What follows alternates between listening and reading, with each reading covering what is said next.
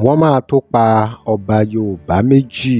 Wòlíì Ṣẹ́gun Adébáyọ̀ ló sọ ìran yìí jáde ó wípé báwọn gómìnà ilẹ̀ yorùbá bí wọn bá gbé ìgbésẹ̀ láti stọ́ọ̀pù àwọn fúlàní darandaran láti máa daran káàkiri àárín igbó, àárín ilé, àárín stíríìtì, pé nǹkan kan tó lágbára máa tún ṣẹlẹ̀ ó, wípé kán múra o, kó má jẹ́ wípé wọ́n máa tún pa àwọn ọba méjì. Bàbá yìí sọ̀rọ̀ lórí gbogbo ìgbésẹ̀, gbogbo àwọn àṣírí tó máa tú nígbà tí wọ́n bá stọ́ọ̀pù àwọn darandaran tó ń daran káàkiri. Pé àwọn ìgbésẹ̀ tó yẹ kí wọ́n gbé, gbogbo ẹ̀ ni bàbá yìí sọ fún wọn nínú fọ́nrán yìí o. Èbè kí wọ́n tètè múra o, kán tètè múra o, kómi kó má bàa ti ẹ̀yìn wọ ìgbín àwọn kábíyèsí ilẹ̀ yorùbá lẹ́nu o.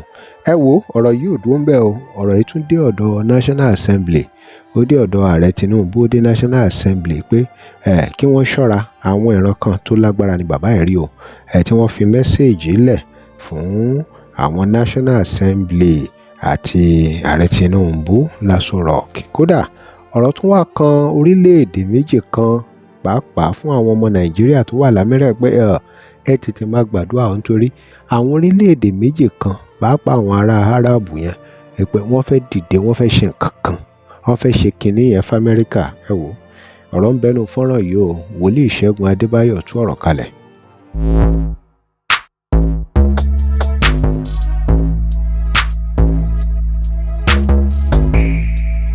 gbogbo ẹ̀yin gómìnà ilẹ̀ yorùbá tí ẹ ò fẹ́ gbọ́ràn yẹn, ẹ lọ stop kí àwọn fúlàní máa kó ẹran káàkiri inú igbó.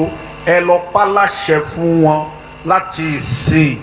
Ohùn olúwa ni o, kí fúlàní máa kó ẹran káàkiri ní títì nínú igbó. Ẹ lọ stop wọn. Tí ẹ bá stop wọn, àwọn àṣírí kan máa tú. Èkejì dẹ̀ ni wípé ẹ máa lè ṣẹ́gun wọn. And when I was praying concerning Yoruba land, the Lord told me that all governors in the western part of the country should stop the Fulanis from moving their cows from one place to the other. Ṣẹ́rí tí ẹ ò bá stop wọn, If you don't stop them, wọ́n máa pa àwọn ọba méjì kan láìpẹ́ yìí. they will kill 2 kings very soon. Wọ́n dẹ̀ ti ń plan yẹn. They're already planning it. Nípa màálùú náà máa fi pa àwọn ọba Concerning méjì. their cows that they are moving from one place to the other, that will use that to kill 2 kings. A tún ti ń sọ fún yín báyìí o. We are telling you now, Bó bá wù yẹn gbọ́. if you like, you should listen and obey. Torí ẹ̀yin gómìnà ilẹ̀ yorùbá ẹ̀ ń listen sí ohùn ọlọ́run. Because you governors in Yoruba land, you don't listen to the voice of God. Eléyìí ó dẹ̀ máa ba orúkọ yín jẹ́ gan. And this one, Débi wípé mo rí wípé ayé yín kò fẹ́ wá nítumọ̀. this one will tarnish your image, to tarnish your name, and your life will be meaningless. Praise the Lord. Hallelujah. Amúmirí gangan. I'm made to see something. Mo rí bá àwọn áńgẹ́lì gbé mi lọ sílùú Àbújá. I can see that the angels, they took me to Abuja. Mo rí pé afẹ́fẹ́ ń gbé àwọn tó wà ní ilé ìgbìmọ̀ aṣòfin. Afẹ́fẹ́ ó ń fẹ́ wọn dànù. And I can see that the wind was blowing away those that were in the National Assembly. Wọ́n ń bèèrè lọ́wọ́ Ọlọ́run. And I was asking God, Ọlọ́run kí ni àdúrà tá a gbà ṣe lé? God, what's the prayer we're going to pray concerning this? Olúwa ní sọ fún yín pé ẹ ò ládùúrà pé àdúrà yìí ò lè gbà níwájú mi. And the Lord Olúwa. said, there is no prayer that your prayers cannot be answered before God. Ọlọ́run sọ fún mi wípé ìbínú òun Ọlọ́run dé sí yín ni. And God told me that his anger has come upon those in the National Assembly. Ìyẹn tún kọjá lọ bẹ́ẹ̀. That one passed by. Amúmiri pé Ọlọ́run ń bínú gan. And I made to see that God is angry seriously. Ọlọ́run ń bínú gan. God is seriously angry. Ó sì lè mú kí ìbínú yìí kó kọ́ sí ọ̀pọ̀lọpọ̀ ìṣẹ̀lẹ̀.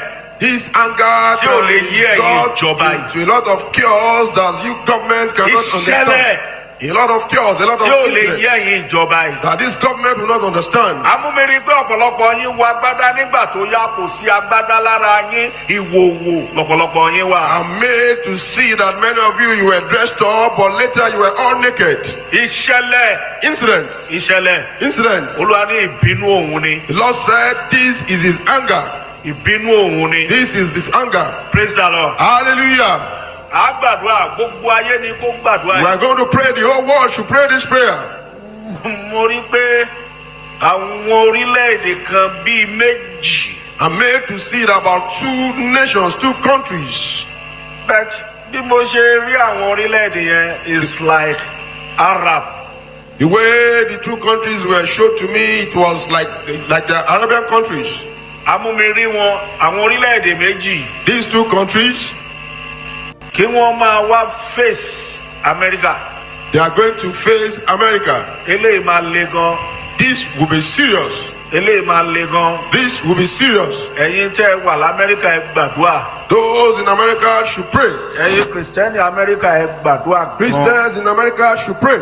ẹ gbàdúrà sí eléyìí. Pray concerning this. tó ọ̀rọ̀ rèé o ẹ̀yin èèyàn wa báwo ló ṣe rí lọ́dọ̀ yín pàápàá lórí ọ̀rọ̀ àwọn tí wọ́n ń pera wọn dáràndáràn àbí tí wọ́n ń pera wọn darandaran tó dẹ̀ jẹ́ pé dáràndáràn ni wọ́n tí wọ́n jẹ́ kí àwọn ọmọ Yorùbá gbádùn ní káàkiri àwọn oko yẹn káàkiri ẹ̀yin èèyàn wa àwọn ìgbésẹ̀ wo gan ni àwọn ọba ńláńlá ilẹ̀ Yorùbá ń gbé láti stop gbogbo nǹkan yìí ǹjẹ́ wọ́n gbé ìgbésẹ̀ rárá ìgbésẹ̀ tí wọ́n ń gbé ǹjẹ́ ó yanrantí àwọn gómìnà ń kọ́ ṣé wọ́n gbé ìgbésẹ̀ tí wọ́n ń gbé ǹjẹ́ ó pójú òṣùwọ̀n kí ló dé tọ́rọ̀ Fúlàní àwọn dáràndáràn yẹn ò tí ì dáwọ́ dúró tó jẹ́ pé àwọn àgbẹ̀ wọ́n ṣe ní ìdojúkọ tó ń ṣe ń kidnap àwọn èèyàn ńlẹ̀ Yorùbá ẹ̀yin èèyàn wa kí lè ròyìn lóòótọ́ àwọn kan ní ìpè wọn ni láti àwọn ìlú míì náà ti wá àti bẹ́ẹ̀ bẹ́ẹ̀ lọ kódà àwọn kan sọ pé àwọn alágbára ìlú tó jẹ́ pé àwọn náà wà láàárín ìlú nílẹ̀ Yorùbá náà ní nínú àwọn màálù tí wọ́n ń dà káàkiri tí wọ́n sì ń fi ọgbọ́n yẹn tó fi ń ṣọṣẹ́ báwo ló ṣe jẹ gangan ohun táwọn èèyàn ń sọ káàkiri rèé o kí lè ro tiyín ẹ dá sọ̀rọ̀ yìí o ọ̀nà àbáyọ wo ló wà fún ilẹ̀ Yorùbá láàkókò yìí ẹ drop comment and remember to like share and follow us thanks for watching á lọ fún ìpolówó ọjà pé WhatsApp number page yìí. tẹ́ ẹ bá lè rí àmì ṣe gbogbo ogun tó lóhùn ní gbọ́ tó lóhùn ní gbà lórí ayé yín iná agbára Ọlọ́run máa jó dànù kí lè nǹkan tẹ̀ ń là kọjá tó dàbí pé ẹ ti wá ọ̀nà àbáyọ ṣùgbọ́n tí ẹ ti rí ọ̀nà àbáyọ ẹ ti pàdé wòlíì yín ló fà ṣùgbọ́n arán mi sí ọ lónìí dádì arán mi sí ọ lónìí mọ́mì Olúwa lòun fẹ́ ṣe nǹkan ńlá nínú ayé yín Olúwa sọ wípé gbogbo tẹ̀ ń là kọjá yẹn òun fẹ́ fi òpin sí kí nìkan tẹ̀ ń là kọjá lórí ìgbéyàwó ni lórí ọmọ ni lórí iṣẹ́ ni níbi gbogbo ni bóyá ogun kan ló dàbí pé ogun yẹn le ẹ ti gbìyànjú kò tí ì sí ọ̀nà àbáyọ ẹ jẹ́ àjọ gbàdúrà ẹ jẹ́ àjọ wọ ojú Olúwa kí làṣírí ogun yẹn gangan ẹ jẹ́ àjọ wádìí lọ́wọ́ Ọlọ́run ká dẹ̀ mọ ọ̀nà àbáyọ ẹ̀rọ ìbánisọ̀rọ̀ tẹ́ fi pè mí fún àdúrà àti ọ̀nà àbáyọ òun náà ni +234 70 25 47 5427 +234 70 25 47 5427 bẹ́ẹ̀ ṣe ń pè mí fún àdúrà lórúkọ Jésù ẹ máa rí ìyanu